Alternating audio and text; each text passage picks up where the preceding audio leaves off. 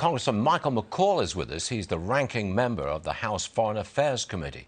Congressman, you want to send lethal aid to Ukraine. I think that could help turn the tide.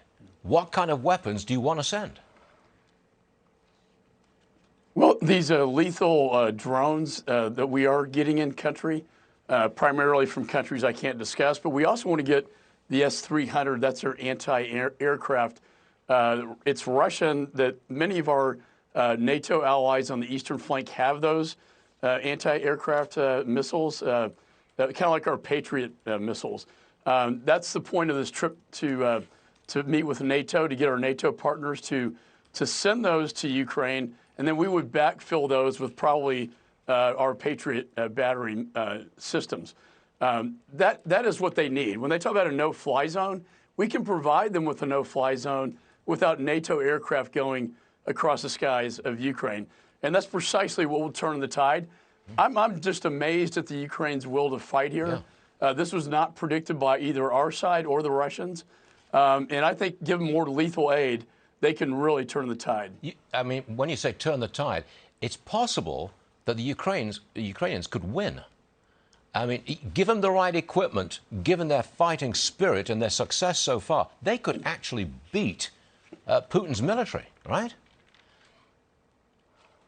I think the will of the Ukraine freedom fighters is far stronger than the morale of the Russian soldiers. The morale, I can't overstate enough how they have no morale on their side. And that is a big determining factor in who's going to win this thing. You know, we've already 10% of their combat forces, Russians, have been killed. And that's more than we had in Iraq and Afghanistan in 20 days. They had that in 20 years, I should say. They had that in 20 days, which really shows you how well the Ukrainians are fighting. But we have to give them more of these weapons, and we have to do it now. I hope the president can make that case to our NATO allies to get these S-300s primarily, anti-aircraft batteries into Ukraine as soon as possible so they can fight in the skies as well. The Kremlin claims it will only use nuclear weapons if its existence is threatened. You buying that? I think they already feel like their existence is threatened. I think you have to take this threat very seriously at face value because it's the one thing they have left. They have chemical weapons that they threaten to use, and then they have these short-range tactical nukes. And, Stuart, they have many of these. They have far more than we do.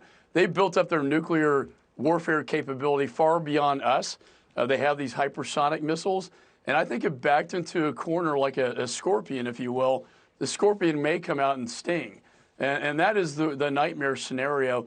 If nuclear weapons are used, what comes next? I think the president, when he visits our NATO allies, they need to start talking about red lines, and not the ones that Obama used, but real red lines. That if weapons of mass destruction are used in Ukraine, that there is going to be a red line, and you cannot cross that. Got it.